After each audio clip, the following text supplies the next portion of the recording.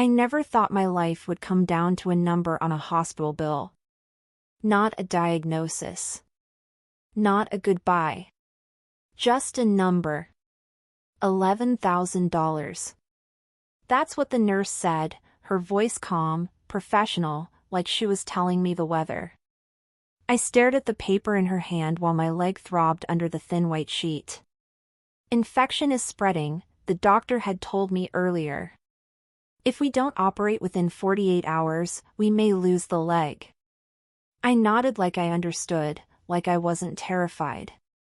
When they left the room, I picked up my phone. My bank app was already open. $3,247.18. That was everything I had. I was 27 years old, working full-time, doing everything right, and still one emergency away from losing part of my body. I told myself not to panic. Family would help. That's what family is for, right? I called my father first. He answered after 3 rings. Yes? I explained everything. The accident. The infection. The surgery. The money. There was a pause. Then he sighed. We just put money into the house, he said. New flooring. Kitchen upgrades. This isn't a good time. I laughed. Not because it was funny, but because my brain didn't know what else to do. Dad, I said quietly, I might lose my leg. Another pause. Longer this time. You're young, he replied. You'll recover. People go through worse. You need to learn how to manage emergencies on your own. Manage emergencies. I hung up before he could say anything else. I called my mother next. She didn't even let me finish. You always bring stress into this family, she said. Money problems, health problems, it's exhausting. I'm in the hospital, I whispered. And we can't fix everything for you, she snapped. Hard situations build character. Then the line went dead. I stared at my phone, waiting for something. A call back. A text. Anything. Nothing came. I texted my sister. I really need help. I'm scared.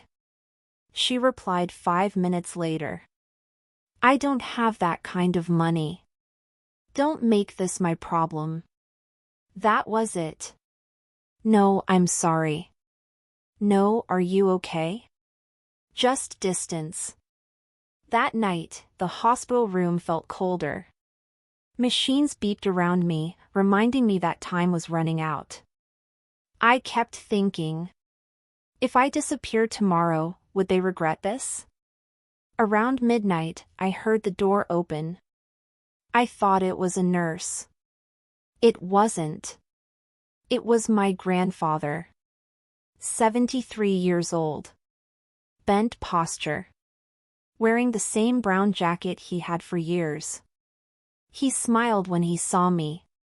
There you are, he said softly. I was worried.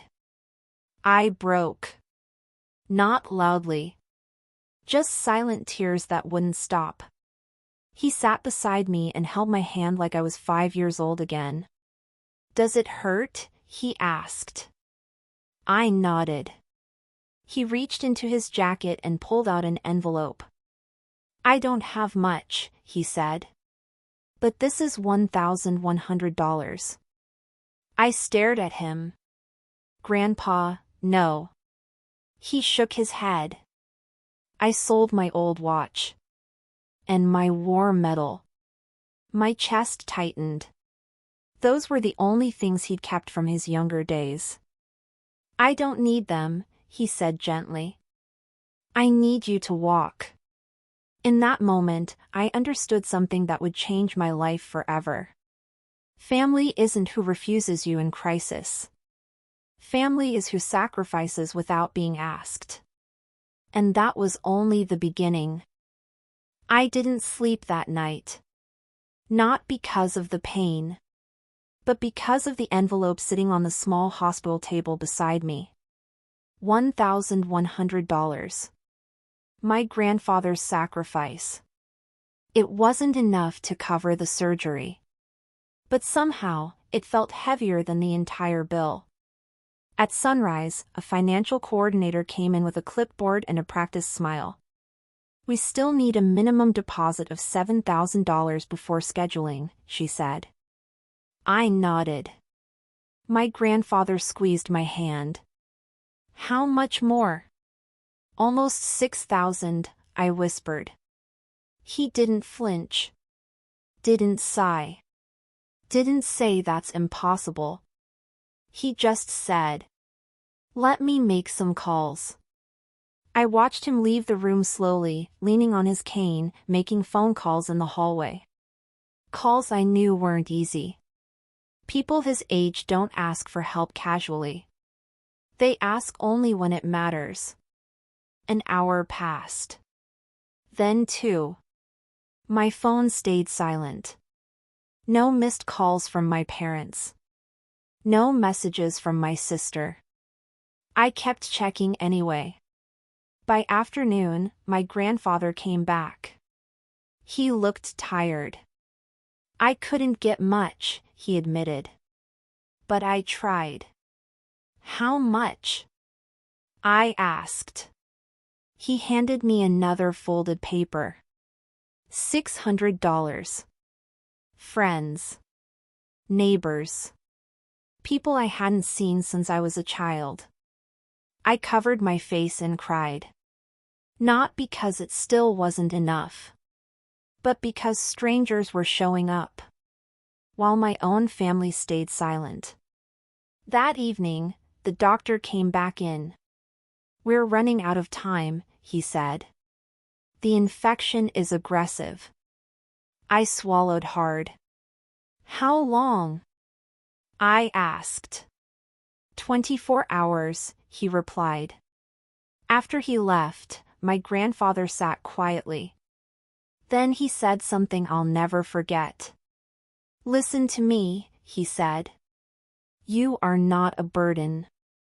Anyone who makes you feel like one doesn't deserve access to your life." I looked at him. "But they're my family." He nodded slowly. "And I am too." That night, I made a decision. I stopped calling people who had already said no. I stopped begging. I posted my story. Not dramatic. Not angry. Just the truth. By morning, messages started coming in. Old classmates. Former coworkers. A nurse I trained with years ago. Small amounts. $50. $100.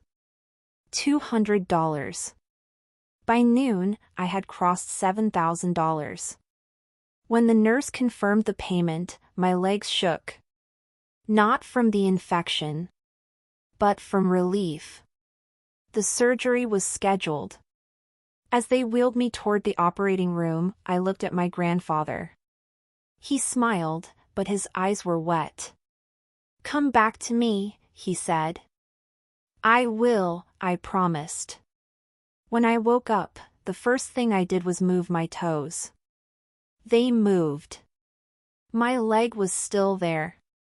The doctor said we got there just in time. Another 12 hours, and the outcome would have been different. Recovery was slow. Painful.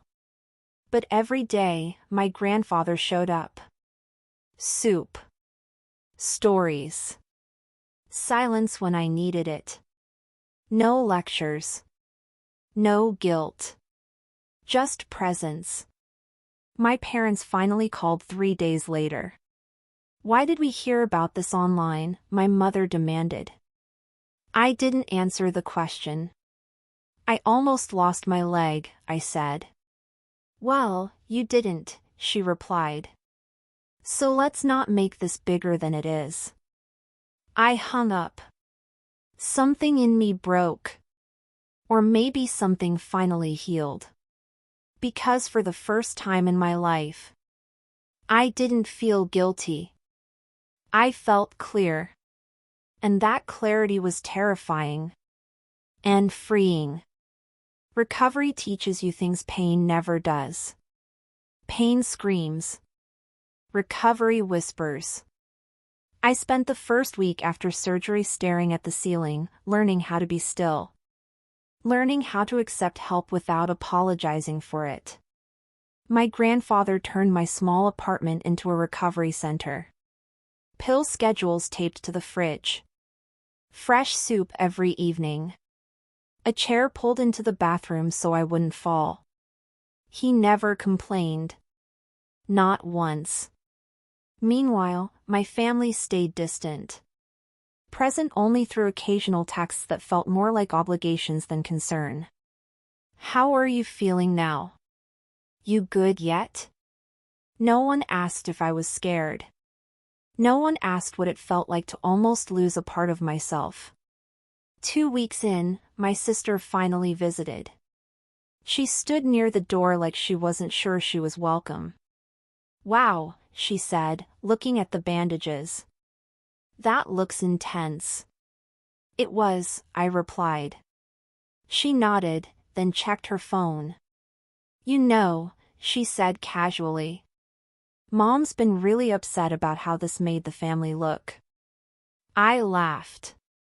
Not because it was funny, but because it confirmed everything I already knew. Did you come here for me? I asked. Or for them? She didn't answer. Instead, she said, you could have handled it differently. I looked at her. I handled it by surviving. She left 10 minutes later. No hug. No apology. That night, I cried harder than I had since the hospital. My grandfather found me sitting on the floor, back against the couch. He sat beside me slowly. Grief doesn't only come from death, he said. Sometimes it comes from realizing people will never love you the way you hoped. I leaned into his shoulder.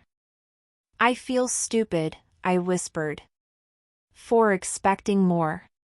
He shook his head. Hope doesn't make you stupid. It makes you human.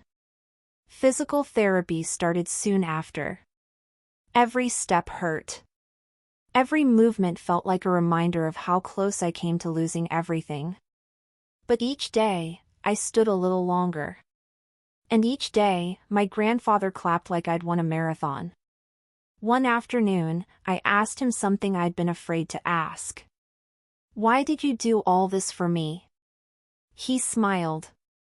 When your grandmother died, he said, I promised myself I'd never let love become conditional. That sentence rewired something inside me. I realized then. My parents didn't lack love. They rationed it. And I was tired of living on emotional leftovers. The final straw came a month later. My father called. We need to talk, he said. We met at a cafe. He didn't ask how I was. He asked, why did you embarrass us? I stared at him.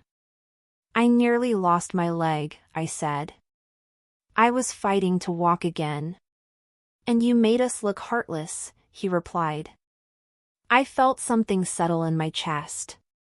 Calm. This conversation ends here, I said.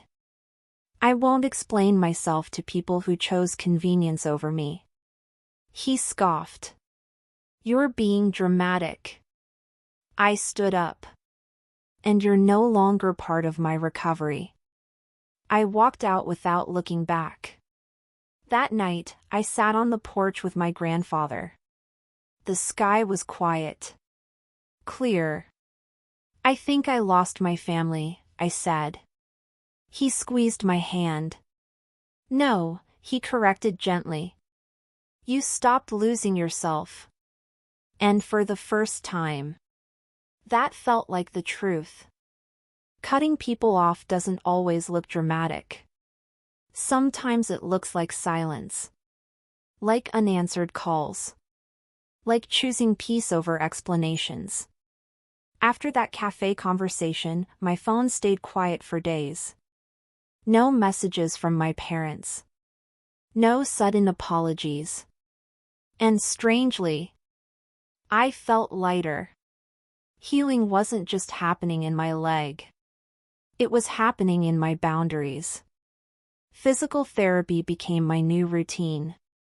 3 times a week. Sweat. Pain. Small victories. The first day I walked without crutches, my grandfather cried. I knew you would, he said, wiping his eyes like he was embarrassed by them. That same day, I received a message from my mother. We raised you better than this. I read it twice. Then I typed back. You raised me to survive. I'm doing exactly that. I didn't wait for a response. A week later, I got a letter in the mail. Handwritten. From my grandmother's old stationery. My father. He wrote about sacrifices. About how hard life was for him. About how parents aren't perfect. But nowhere in 3 pages did he write the words. I'm sorry. I folded the letter and placed it in a drawer. Not out of anger. But because I finally understood something important. Closure doesn't require participation from both sides. Meanwhile, life kept moving. I went back to work part-time. My co-workers treated me differently. Kinder. More patient. One of them said, I followed your story online. You're stronger than you know. That sentence stayed with me. At night, my grandfather and I developed a routine. Tea. Old movies. Stories from his youth. One night, he showed me a faded photo. Him. Young. Standing proudly with the medal he sold for me. You regret it? I asked softly. He laughed. That medal proved I survived a war, he said. You proved to me every day that the war was worth surviving. I couldn't speak after that. Months passed. My leg healed. But more importantly, my self-respect did too. Then, one afternoon, my sister showed up again. Unannounced. She looked different. Quieter. I heard Grandpa sold his medal, she said. Yes, I replied. She swallowed hard. I didn't know it was that bad. I studied her face.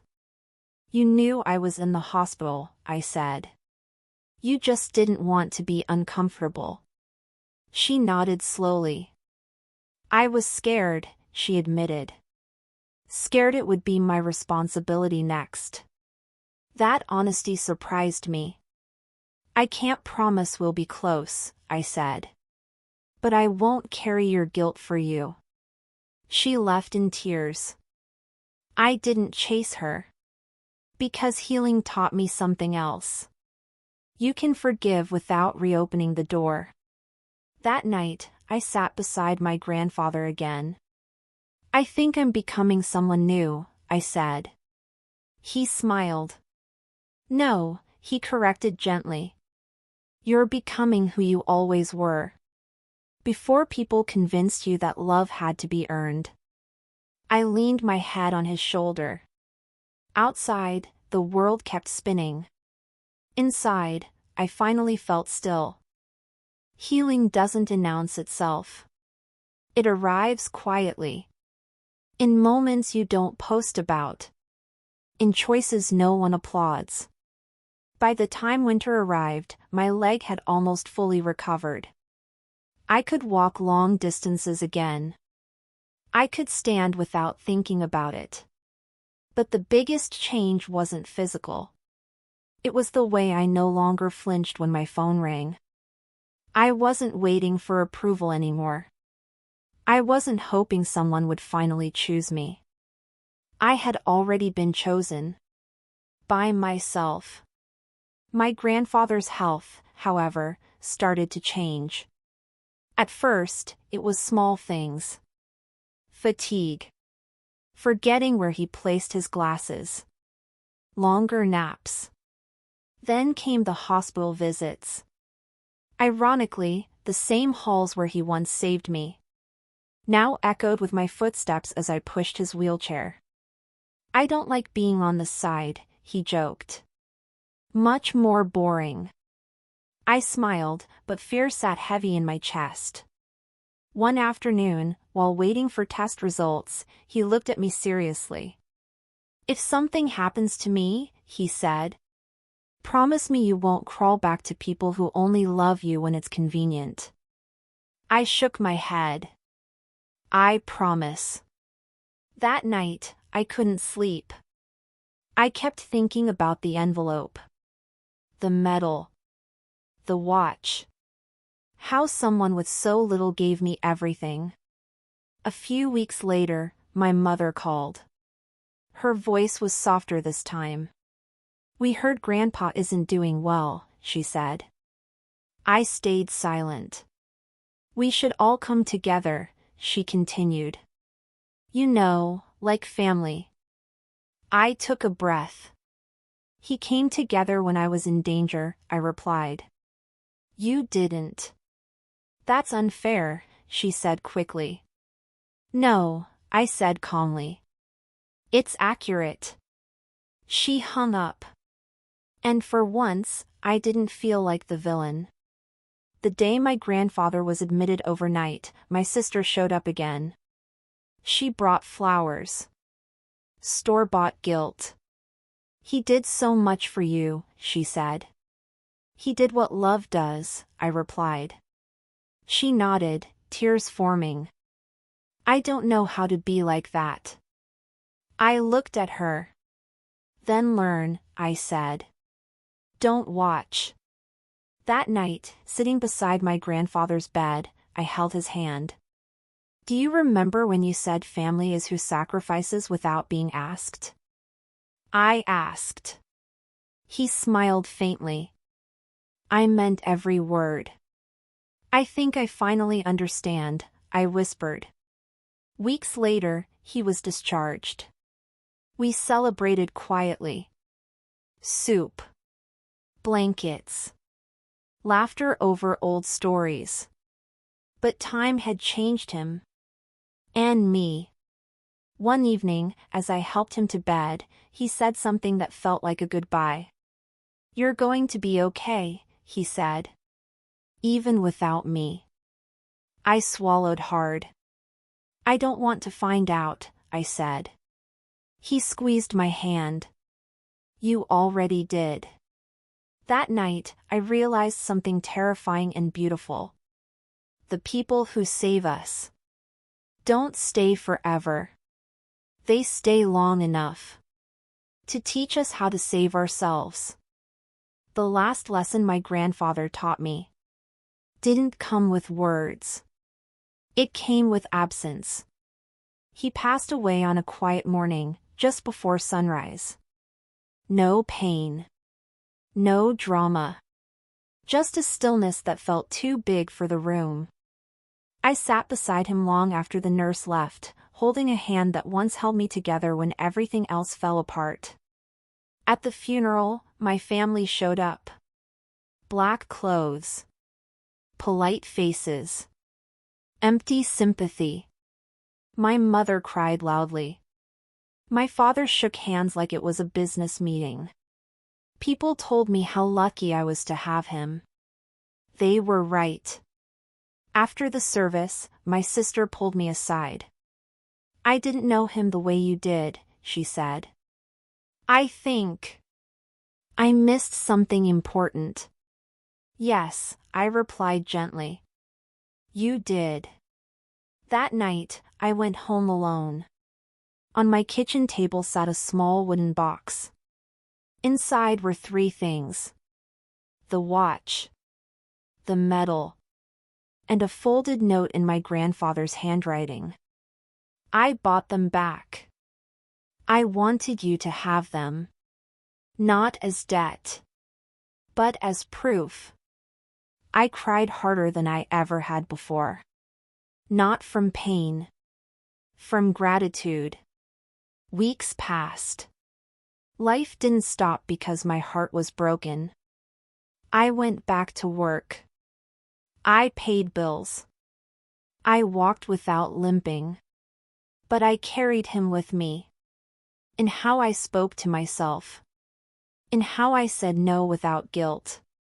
In how I loved without keeping score. My parents tried again. Invitations. Messages.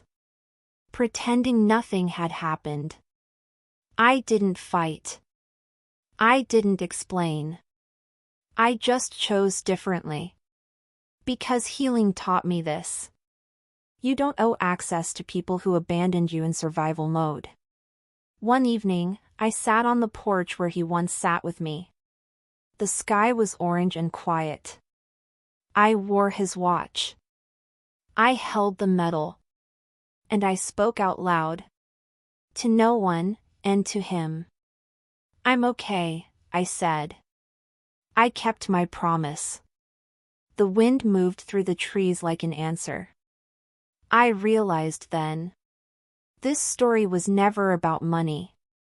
Or surgery. Or a hospital bill. It was about learning the difference. Between blood and bond. About understanding that love isn't proven by words. It's proven by presence. My grandfather didn't save my leg. He saved my life. And now, when people ask me where my strength comes from, I don't talk about pain. I talk about love. The kind that shows up when no one else does. The kind that stays long enough to teach you how to stand on your own. And if you're listening to this right now, feeling alone, feeling unseen, let me tell you something he taught me. You are not too much. You are not a burden. And the right people will never make you feel like one. This is where my story ends. But my healing? That continues.